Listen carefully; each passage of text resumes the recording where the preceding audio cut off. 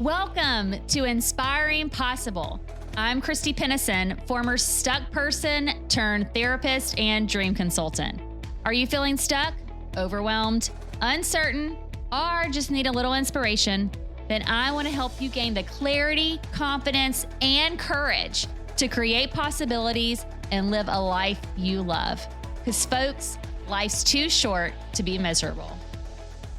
Welcome back, listeners. So glad to have you here today, that you've decided to join us for hopefully what I know is going to be another inspiring episode. Sometimes in life, we don't always get to choose our heart, is what I like to say. Sometimes the unexpected hits us like a moving train out of nowhere. And sometimes we just have to find our way through things like trauma or grief, and really find ways to like rediscover ourselves. And if you are finding yourself in a particularly hard place, or you've been in a hard place before, which I think almost all of us can kind of resonate with in different ways, then this episode is for you. So keep listening, because I have a special guest today who has known her own share of hard that she's had to find her way through. And she's been able to get through to the other side to find some hope. And really, I think she's here to inspire you listeners to be able to realize that, you can go through hard too. And there can be things on the other side that really can help you grow into whatever next season that this life has for you. And so I'm really excited to welcome Jenny Brandemuehl to the show. Welcome, Jenny. Thank you, Christy. I'm so excited to be here with you.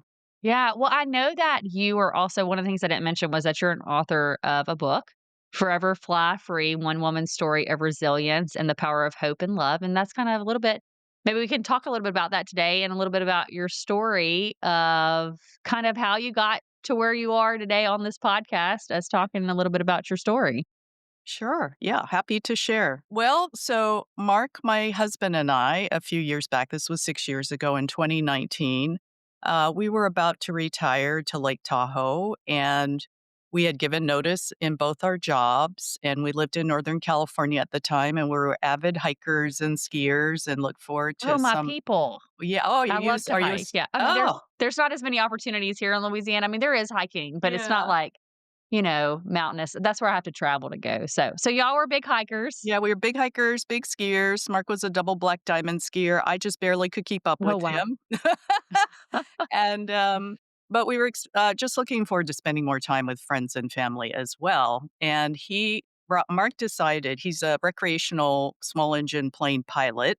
He decided he wanted to go get one of those 1-day executive health checkups. His father had died of a heart attack, and he wanted to just get kind of a clean bill of health before he took off on his retirement. So he decided to fly his plane. He was living in Lake Tahoe at the time in Reno, and flew to Scottsdale, Arizona to the Mayo Clinic. And a lot of friends said, well, why didn't he just go to a local clinic in the Bay Area where you live, and, near San Francisco, like Stanford? And I said it was just an excuse to fly his plane. He loved flying. It was who he was meant to be. Well, and how many years had he And been flying? 20 years. And 20 years. Okay. he grew up on a dairy farm in Wisconsin. And so he was Okay. operating farm equipment and machinery and tractors when he was 11. So I really trusted his ability to fly. He was very responsible, very on top of things. And what happened that fateful day in June of 2019 was he was taken off from Scottsdale Airport to fly back to Carson City, Nevada, which is near Reno. And he reported a rough running engine 7 minutes after takeoff and declared emergency. And what he tried to do at the direction of the tower was to try to emergency land in Deer Valley Airport, which is a suburb north of Phoenix. But he knew he wasn't going to make it because he lost engine power. And so he was trying to Mm. emergency land on a 2-lane road in a suburb. And what happened, and I wasn't there, I was at home, I was at work, was that eyewitness said he saw 3 drivers on the road, and he swerved right to avoid hitting them. And as a result, because he had lost engine power, his plane was careening, and the right wing clipped 2 light poles and caught on fire. and then he hit a concrete barrier, flipped upside down, and landed face down. Um, and so it was a terrible accident. There were a lot of bystanders who called 911 apparently. And Thomas Honeycutt, who was a good Samaritan who happened to be driving by that day with his partner, got out of his car. He said, I was so angry to see so many people filming, but nobody was doing anything about the pilot, and the plane's on fire. And he said, if no one runs out there to rescue him, the pilot's going to die. And here he is in flip flops and shorts. It's 95 degrees on a hot summer day in Phoenix. And he went running out there to try to rescue the pilot, Mark. And he said, I was thinking to myself as I was running down there to the plane, if he has his seatbelt on, he's hosed. I'm not going to be able to get him out. And he said, as he got to the cockpit window, which was completely cracked open, he said, I saw his seatbelt melt right off his body in that Mm. moment. And I was able to pull him out on one try. And two other guys came over and carried Mark to safety across the road. And then the plane exploded. And so there's no question in my mind that Thomas was a hero. I mean, he would later be awarded a Carnegie Hero Award, which they only give nationally to 4 people a quarter for putting their own life at risk to rescue someone else. And he is now absolutely part of our family, he and his Yeah. family. Anyway, and what was really interesting about that story was that there was another bystander, a witness, who was standing right by the plane, and she was one of the first on site, but she was so distressed she didn't know what to do, right? Yeah, And she's kinda she frozen. she was frozen, but she stood there and she told me later, in that moment, she prayed for Mark, and it was the same moment that Thomas got to the cockpit and saw his seatbelt melt off him. And Mm. so very interesting sort of series of incidences that led to his rescue.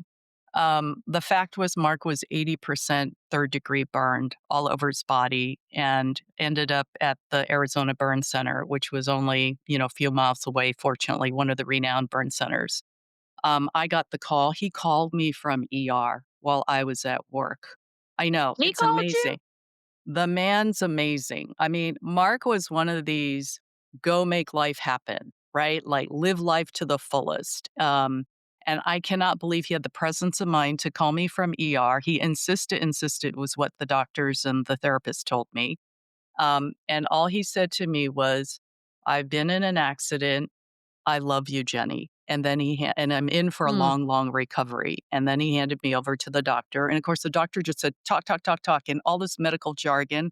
I had no idea what he was You're still talking trying to about. catch up with what you just heard, because that was the Right. first phone call you got? Was Yes. from him?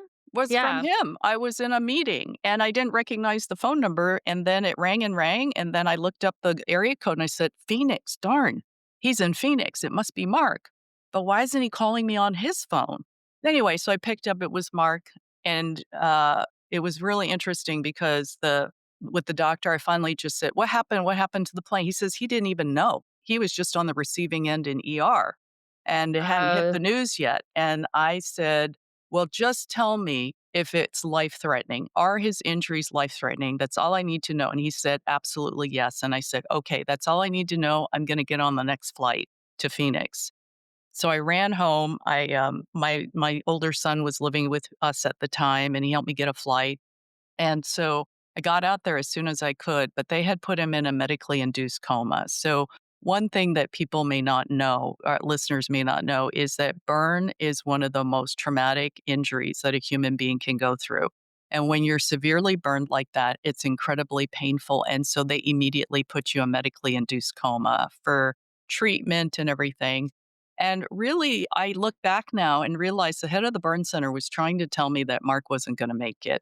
He wasn't going to Mhm. make it in the first 2 weeks. And miraculously, he did. And I have to say, Mark was always a fighter. He had a lot to live for, right? His family and everything he was looking forward to. And a whole series of medical miracles happened. He survived a near fatal fungal infection. The whole family came in. It was interesting, Christy, because when that happened, I was really scared. And every day, every morning for 3 days in a row, I heard a small voice say, he'll be fine. Don't worry, don't doubt. And I thought, am I hallucinating? Where's that coming from? Who's saying that? Is it Or am God? I Is just it in such a me? distressed state that I'm just, Right. yeah, yeah, yeah. Yeah, just hearing But it things. sounds like if you hear it 3 times, I mean, if you hear it over a period Yeah. of time, And then it was yeah. the same words. It was very simple to the point. Mark will be fine. Don't worry, don't doubt. And then guess what? 6 weeks later, he was fine. He got through it. It didn't spread. And at that time, by the way, the doctors had said, call the whole family in. We're going to have a big family meeting, and he may not last through the weekend. Right. So this was the context for all of this. And I would Mhm. say that was the first moment in my life that I started to think to myself, we may know more than we realize. And something happened there that caused me to start to pay attention to what I was hearing, seeing, and feeling at different times. So 5 months he survived sepsis, he survived leg amputations. We knew he was going to come home disabled. And at 5 months he succumbed to a routine hospital infection that was resistant to antibiotics, and he was gone in 24 hours. Mhm. At that point, we were two-thirds through all the skin grafts. I mean, skin graft technology is amazing, by the way. They can take postage size pieces of skin and grow them into real skin. And they staple them to your body and they spread like islands that join together over 4 or 5 weeks to become new skin. His face looked so amazing that we used to joke he looked younger than everybody in the family. He looked Really? amazing. Yeah. And then we used You're to like, joke, well, "Honey, I mean, yeah, you're yeah, looking like so many years younger." yeah. And all my girlfriends would say, they weren't living in Phoenix, but I would show them pictures and they said, where can we get that kind of medical grade honey they used on his face? We need it for a facial because we want to look as good as Mark. And, there was a lot of love and humor through the whole experience. And I want to say also just a shout out to the burn nurses. They became my second family. And during that time, I was writing a lot, Christy, because, I am a writer. I write in my journal every day. And because I was away from home, we had a one of those online caregiver communities where we had Mm. friends and family checking, and I started out just posting medical updates, and then it became me pouring my heart out about what was happening and talking about how much I loved Mark, how we met, everything. And I was a very private person before this. I was very guarded. I was not the kind of person who was going to share all these details Yeah, you're about my not putting life. this all out there, is typically what you would do, yeah. No, I would not. And I think it was because I was away from home. I was away from friends and family and all that was familiar. And my youngest son was with me. He dropped out of his master's program in Switzerland and just spent maybe 4 out of the 5 months with me. But in any case, so I was writing and pouring my heart out. And then the next thing I know, Adrian, who was the administrator, he says, Mom, there are over 500 people following your posts that all signed up. And then I found out after Mark died at his memorial service, people said, oh, we were forwarding your daily posts to our church communities, our synagogues, and that there were all these communities of faith that were also praying for Mark. And so it was thousands of Mm. people that were following my messages. And I think that's why I wrote the book. I felt like there were so many acts of kindness from the nurses to all the people. The writing it was like I tapped a portal of love. There was so much love and support in all the messages I received that kept me going. And then people started to share their own stories, of health scares, of their own crises. And Mark went to Stanford Business School. Their community of 300 people started doing that. Like that's a community where they're mostly sharing, well, who's got a good financial consultant to recommend? Or, oh, I'm starting a company, who's got good infrastructure, consultants I could talk to. And instead, they started talking about their own scary moments and talking about life on a deeper level. And they were quite inspired, I think, by Mark's courage as well as Thomas Honeycutt's courage. And it just, I think, really affected them.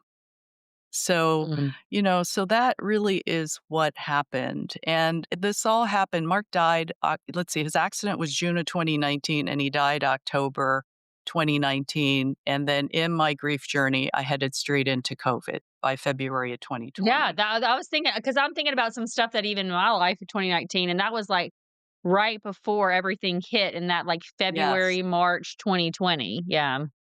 And, I would say it's interesting. I've had friends say, gosh, looking back, how did you handle that during all that social isolation?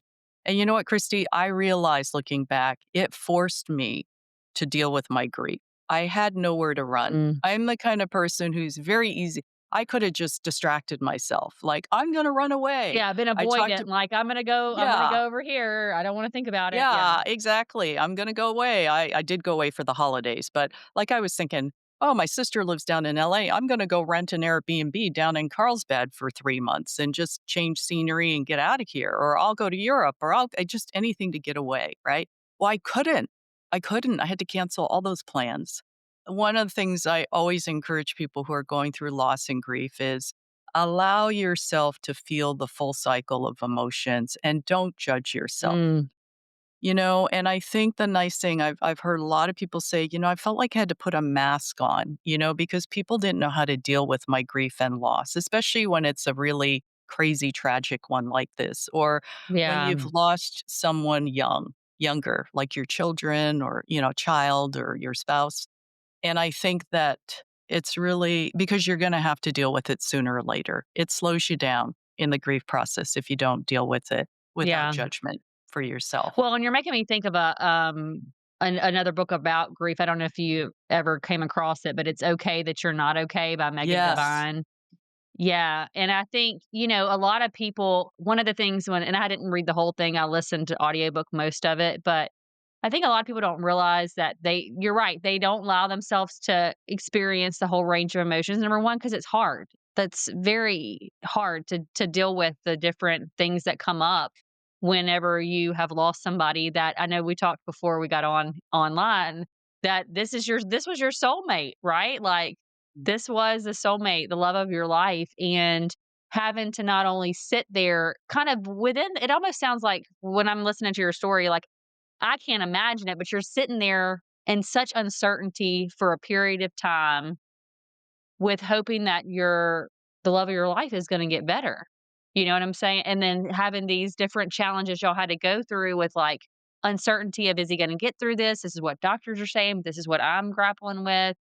And I think that a lot of people don't allow people to really fully express grief too, because they don't know how to deal with it, you know? They don't know how to hold the space and allow people to also go through their own experience and range of emotions that come with, trying to figure out how to move forward after somebody who's been such a large part of your life is not here anymore. Yeah, I was gonna say that I was lucky I had friends who were incredibly supportive. They listened, and there are a couple of things I would also say for people who are trying to help others who are going through loss, because sometimes it's really awkward. And our culture in the US, we don't know how to deal with this compared to some other Yeah. cultures, right?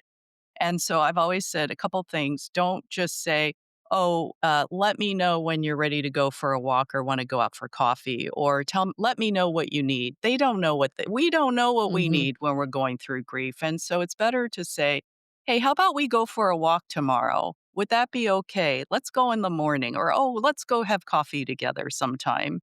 And it's just to listen. It's not really Mhm. to fix things. I think a lot Fix of it. people Yeah. feel like they have to fix things. And then the other thing is, I've also said, if it's really awkward to even do that, just share with the person going through loss a really fun story or a happy memory of their loved one. That always makes a person feel better, right? Mhm. And I joined a partner spouse support group for grief.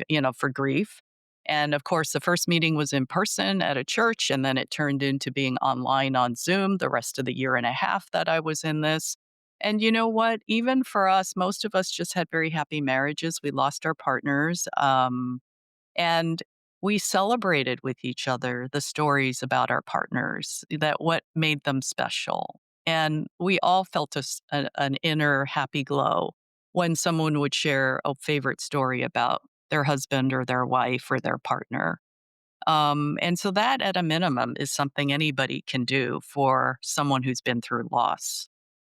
Yeah. Thank you for sharing those because I think you're right. I love how you said like our culture really hasn't, maybe compared to others, has not really figured out. And this is Yeah. something that, unfortunately, I think about anybody's life experience. It's not, if, it's when.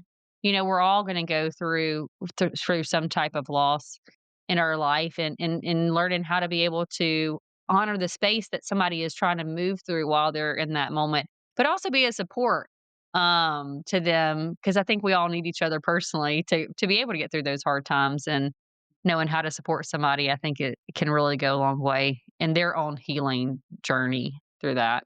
So what were the other things? I'm just curious about how did you find, like, I guess, hope for life again through this hard place that you found yourself in? Yeah, I mean, obviously, the first year is a shock. It's always going to be a shock. That's the hardest period, right? I kind of look back and think there were sort of four phases. The first was just shock and cognitive dissonance that this person you love is just gone out of your life, right? It's how do you compare, in our case, 30 years of being together with the first 3 months or the first year of not being together anymore?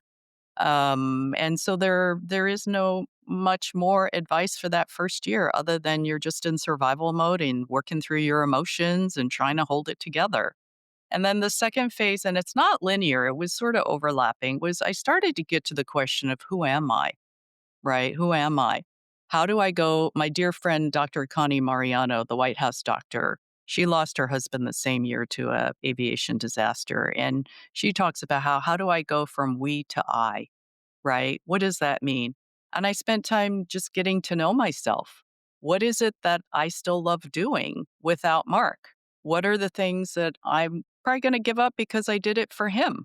So, for example, I learned to ski because he was a skier. And I discovered I love skiing. I still love skiing. I'm going to go by myself. And I really learned to do that. And my dear friend Susie, who was my best friend from college, she said to me, it's time to create new memories, Jenny. It's not that you'll forget Mark or that you'll give up the old memories, but you've got to start creating new memories. And so I started to go skiing by myself. I discovered that people talk to you more when you're by yourself on the ski lift, right? Because I was kind of nervous about that. I never skied by myself before. There were other things that I discovered about myself. I used to go out with Mark. He was a big beer drinker. Well, I don't really enjoy beer. So I stopped drinking beer, you know? But I found that 80% of myself was still intact, in terms of who I was. And the good thing was we had the kind of relationship, Mark and I, where we were fairly independent people, but we were better together in some ways, right? Mm. And so we did have our own interests and things, and we also had shared interests. And so that was lovely. For example, another one is I decided to go buy inflatable kayaks, at Lake Tahoe. And I knew Mark would never go for that. I mean, speed was his middle name. And so he likes fast We're planes, not getting the inflatable motorcycles. one, we're getting the real Yeah. one, yeah. Well, he didn't even think a kayak was Oh, he wouldn't fast even get enough. on the water. No, Okay, he yeah. wanted to be in a speedboat or a yacht or something, forget those dinky little kayaks. And so I was like, well, I'm going to go get kayaks then, right? And I'm going to go kayaking. So there was a lot of just trying different things on for size, and picking up new interests. And the other thing is I said, I got to find moments of joy. That hasn't gone away just because I lost the love of my life, right? There is still so much love and beauty in the world to be enjoyed. And I always wanted to learn Italian. I love the Italian language. It's very dramatic and expressive. And I'd been to Italy a few times, so I took an online Italian class with my friends. I learned to play pickleball. I mean, I just went out and tried new things, and I found a lot of joy in all of it, and it was creating new memories. And then I think after that, it was really headed into, for me, a lot of personal growth. This was when I think I really start to question a lot in life and the nature of life. And being a big outdoors person, I thought to myself, there are no guarantees in life. The only guarantee is change. And look at the seasons, look at nature, birth, death, rebirth. There was so much to learn from just watching nature. And I realized that that means life is very dynamic. Bad things can happen, but good things could happen again. And that gave me hope, right? I think when people go on a real negative spiral after loss or and I mean loss doesn't have to be death, physical death. It could be my mom got diagnosed with Alzheimer's and now she's not herself anymore, right? That's loss. But to realize that as bad things happen, good things happen as well. And I Mm. really believe that I could have a happy future again, and no matter how much I missed Mark. And so by the second year, I thought, I think I'm going to dip my big toe in the water on dating. And it was in a Okay, well, weird, let's talk about this because this is something I was even talking with somebody that I know about because their family member had the loss of their soulmate. I'd probably say that they would agree with this, and talking about this dipping their toe back in is it can be kind of a little bit scary and overwhelming. And so, tell me, let's talk a little bit yeah. more Well, about the this. Like, last what time were the steps you took, and how did that happen? well, first of all, the last time I dated, I was 24. I met Mark pretty early and like the first job out of college. So I wasn't even familiar with the concept of online dating. So in a weird role reversal, I got advice from my 25-year-old son at the time. And so he's telling me how to be safe, how to, Yeah, what to um, put up there, mom, not right. that picture, mom, not that picture. Yeah. Don't use your hometown necessarily. Don't put your occupation down, pictures, all that stuff. And I also had a couple friends who lost their partners who were ahead of me on this whole dating game. And so they gave me advice as well. They were super helpful. So the first 5 months I was online, I said to myself, I'm not going to put pressure on myself to meet the one. This is really an opportunity to learn about myself. Like, who am I attracted to anymore? Right? It's been a lot of years, and I'm a different person than I was when I met Mark. And then the other thing I learned, Christy, is that, now that I'm past the having kids and building a career and all that, I said, it's actually quite pure. I'm really just looking for love and companionship. There's just not a lot of baggage here in terms of what I'm looking for. And so for 5 months, I tried a lot. I went on dates. And by the way, COVID was helpful because you could screen everybody on video before you Mhm. committed to meeting in person. And so, does this person really look like their pictures? Are they really who they say they are? Do they have the same vibe when they're interacting with their voice Exactly. versus interacting, through some text messaging or Yeah. yeah. So I went on some dates with a musician. We just didn't have chemistry after the third date. I went out with another guy who was a doctor. I had a guy stand me up. We were flirting online for 2 months because of lockdown, You COVID had a lockdown. ghoster. I know. And then he was a no show for a coffee date. And, at this stage in life, well, when I was in my 20s, if that happened, I would have been mortified. I would have said, oh my God, what is it about me that caused this to happen?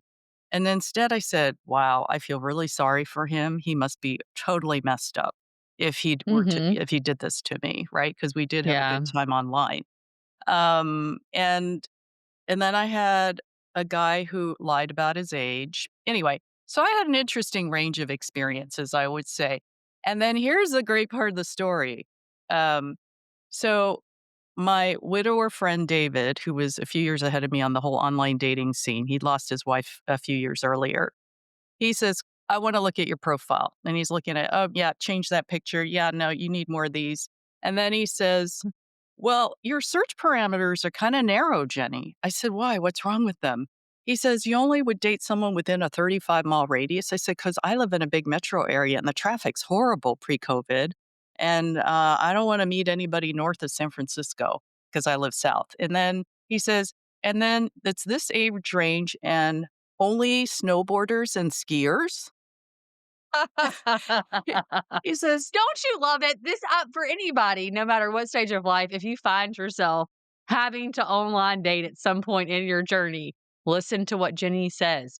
Find you somebody who has whether it be the opposite sex or a different person that's been online dating, or even like you said, your son. I mean, get different perspectives about your profiles, people. So it sounds like your friend who had kind of had a little bit more experience in this online dating world was giving you some really good feedback, it sounds yeah, like, he of like said he said, "Well, that's kind of narrow." And I said, "Well, when I do the search, I get in in San Francisco Bay Area, 352 guys that fit my parameters. That's a lot of people."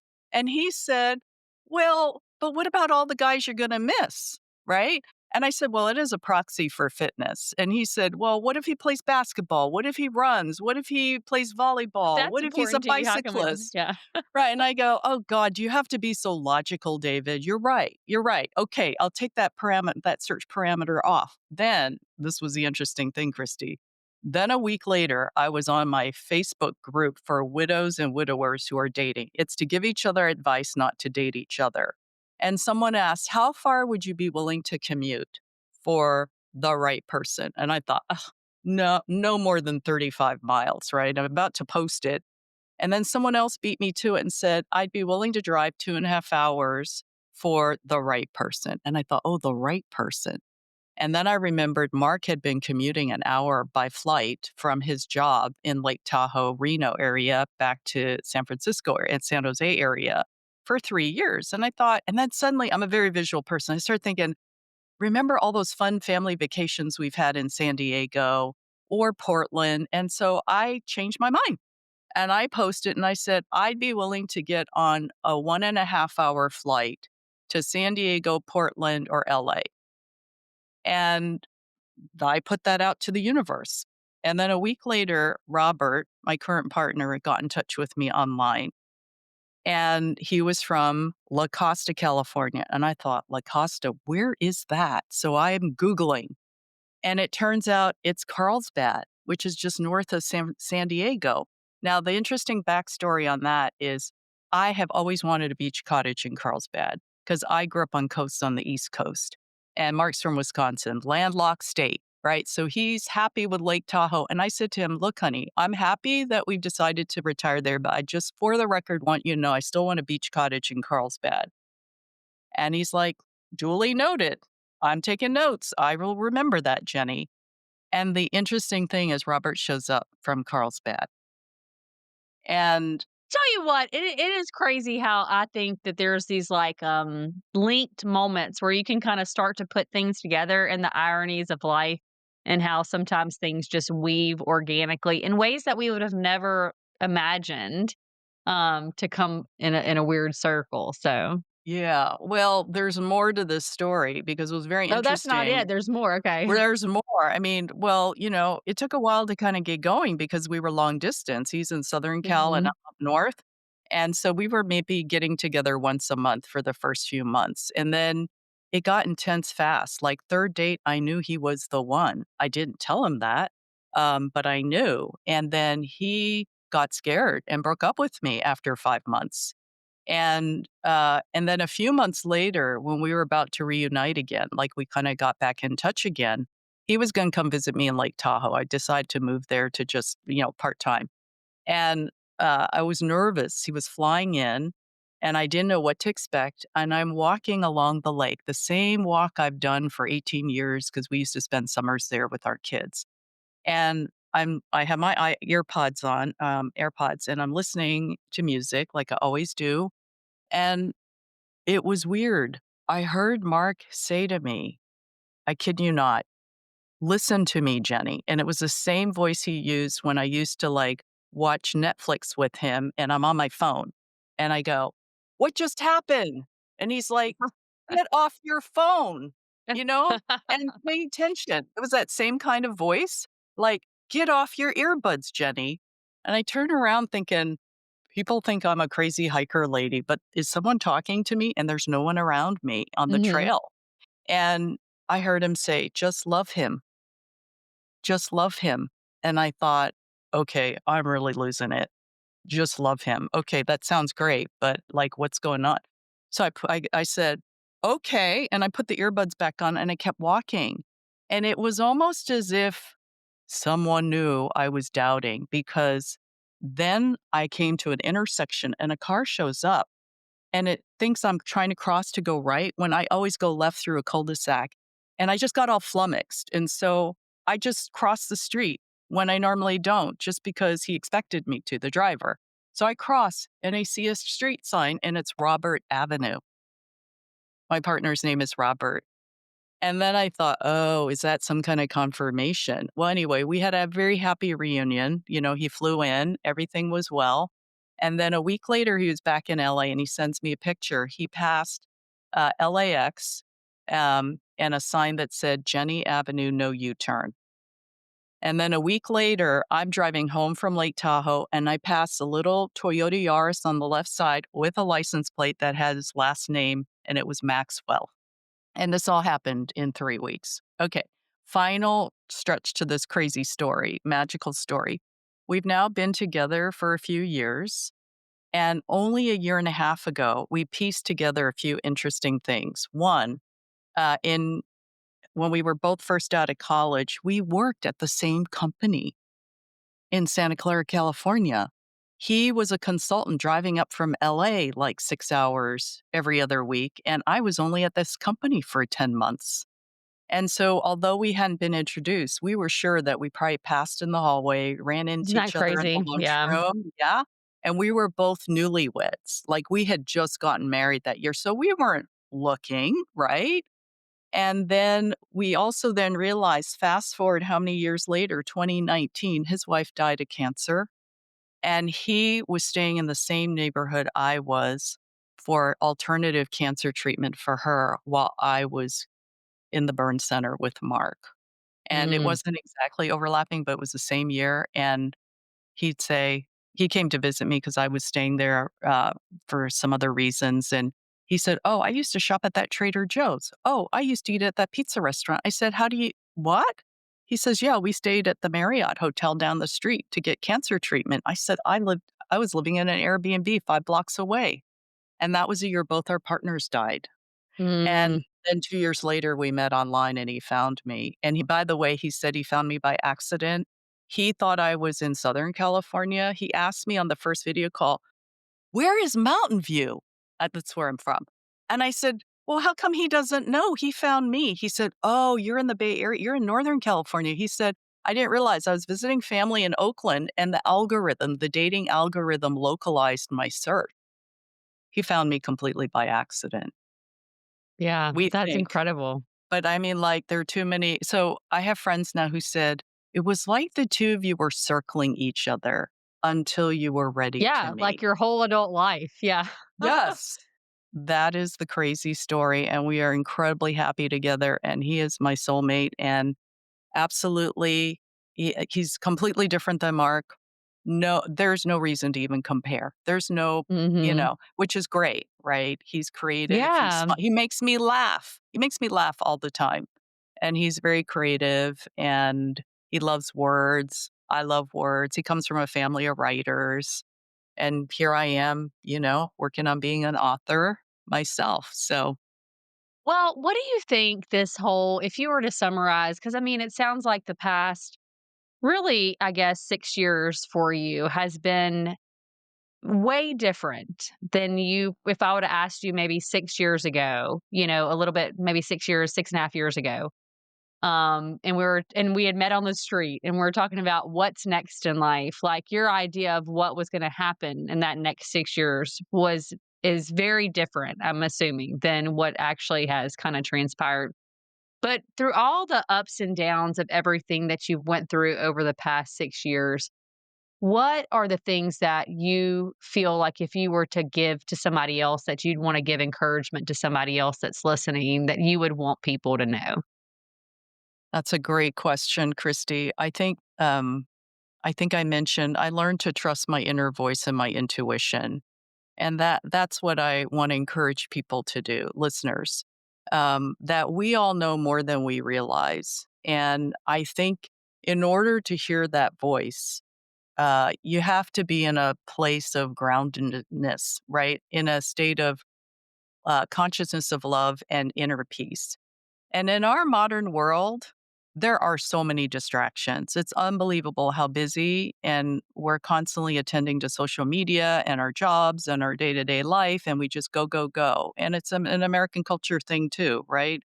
We're always trying to be productive. And that doesn't allow you to kind of hear that inner voice and intuition.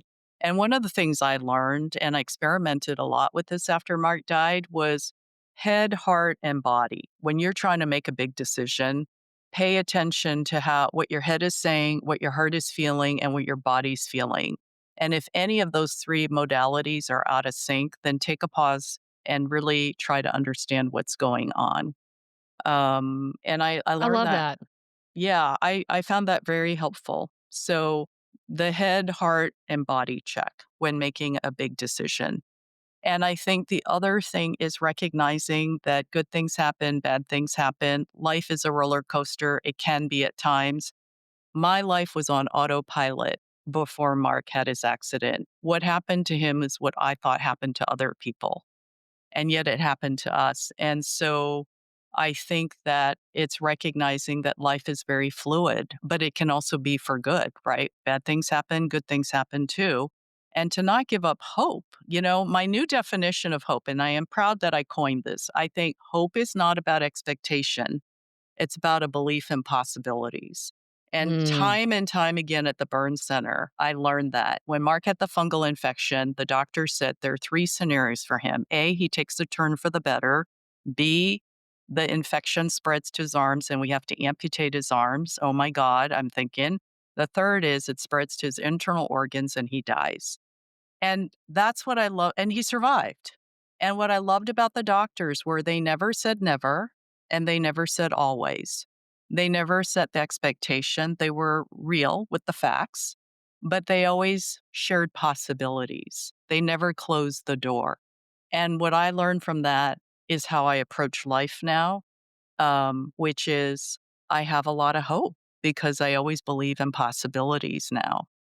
And so that would be another area of advice I would offer. And I think the third is to ask for help. Mark and I were a cozy little twosome that were quite independent, and we were both oldest borns in our family. And so we tended to be oh, the yeah, ones, those first childs, they're like, "I'm gonna do yeah, it myself before I ask for help. I'm gonna at least try this 5 times before I need to ask somebody to help me with this." you, I'm a first child too, yeah, so yeah. that's what I figured, Christy. You're talking like a Mhm. first child. So I had to learn to ask for help. And I think when you open yourself up and you're vulnerable, um, then a lot of love and support can come your way. And it's like, okay, I want to honor James Doty with a quote. He was the author of Into the Magic Room and Mind Magic, and he's a neurosurgeon at Stanford. He just died in July, shockingly. But I love to quote him. He says, when I changed the way I looked at the world, looked at myself, when I changed the way I looked at myself, the world looked at me differently. Mm, And I really believe that. And so when I opened up and I was vulnerable, when I was at the burn center and poured my heart out online, people responded. And I received a lot of love that I was just overwhelmed by. And you attract that, I think, when you're yeah, more open. So I think it's staying open to possibilities and being open about where you are and being okay with being vulnerable around other people. They'll surprise you. You yeah. think that people will be mean or nasty. It actually attracts the right people, I think, into your life who are kind and support you. Yeah, well, and if there is any haters that respond to you in a way, then that I just always have learned that, there's billions, trillions, I don't know what the world population count is right now, but, like, there's some people that are just not your people, and it's hard to, like, just get okay with that, especially if you're somebody that wants to be liked. But the truth is, like, some people are not ready to receive whatever you are being vulnerable about. Well, it might be more about them, their lack of wanting to hear hard things or their lack of being in a place where they're open, and so I think I love that you shared that. I think that vulnerability honestly gives it's a gateway that allows other people to also not only see you, but then also be able to support you in a way that, they wouldn't otherwise be able to had you not been vulnerable. Yeah, Yeah. the other thing I find is they tell you way more than they would tell anybody else because you share Yeah. your vulnerability, they're vulnerable back. And I had more people tell me about their loss when I shared my own loss. Strangers like the customer support rep on T-Mobile. When I had to call them, she starts telling me about how her brother was injured in the Iraq War. I mean, we went into a whole story when she found out my husband died in a plane accident. And then I think the other thing is that people um, people are just on their own unique path in life. Yeah. I've come to that conclusion, having been through the toughest time in my own life.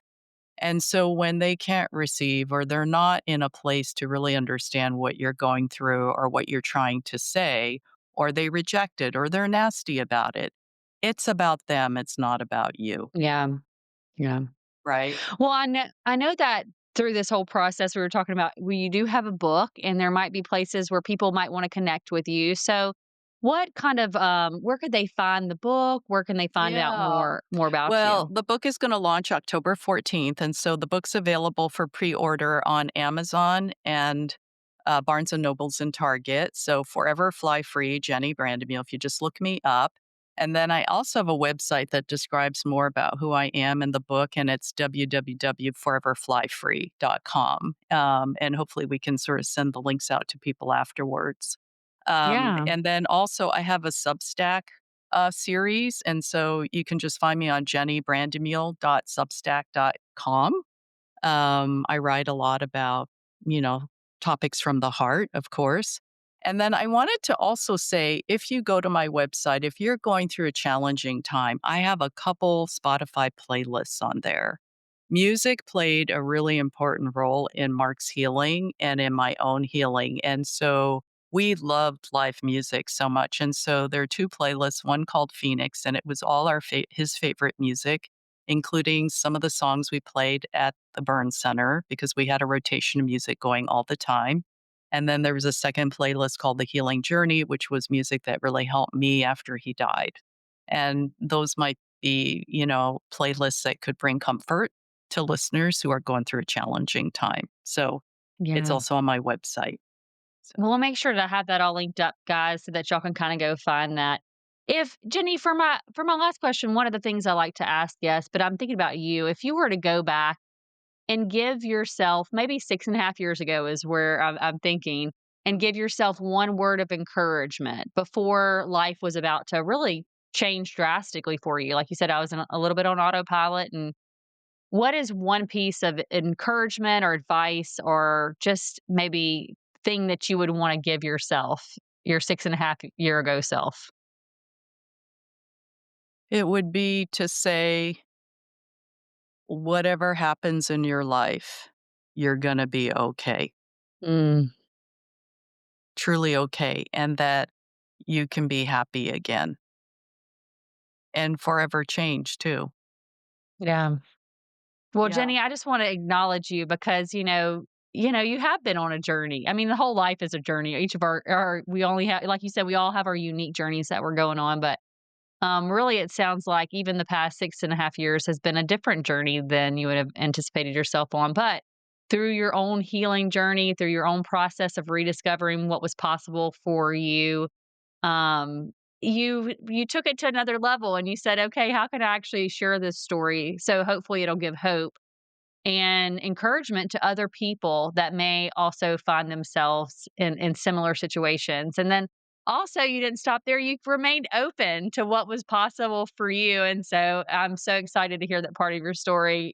We like good endings. That's just that I think American culture Yeah. way too like, but that you were able to find rediscover yourself and also be able to also rediscover that love is still possible after loss. And so I appreciate you coming today and sharing this with our listeners. Oh, absolutely, Christy. It's a joy, really. And I just wanted to end on one quote that I love from Eckhart Tolle, which is life is an adventure, not a package tour.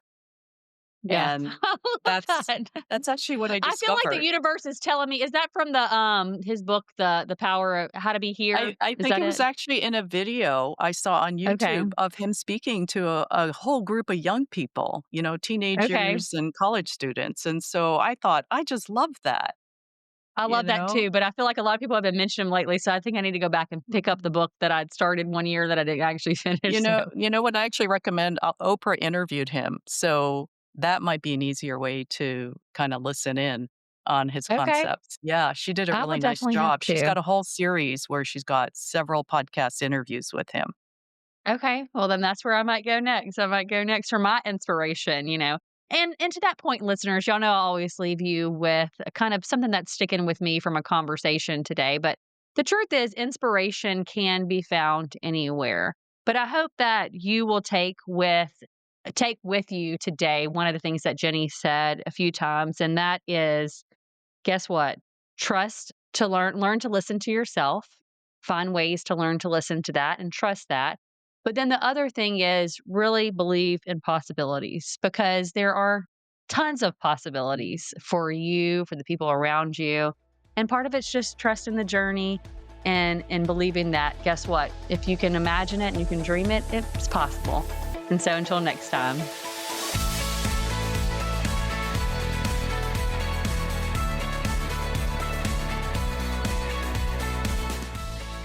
That's all for today on Inspiring Possible. If you found a little inspiration today, please go on over to iTunes, Spotify, or wherever you tune in to listen to leave us a comment and rate us. Also, make sure and link up with me at inspiringpossible.com to get the free Dream It, Write It, Do It workbook. And don't forget to follow us on social media and share this with anyone who needs to be inspired. Remember, if you can believe it, it's possible.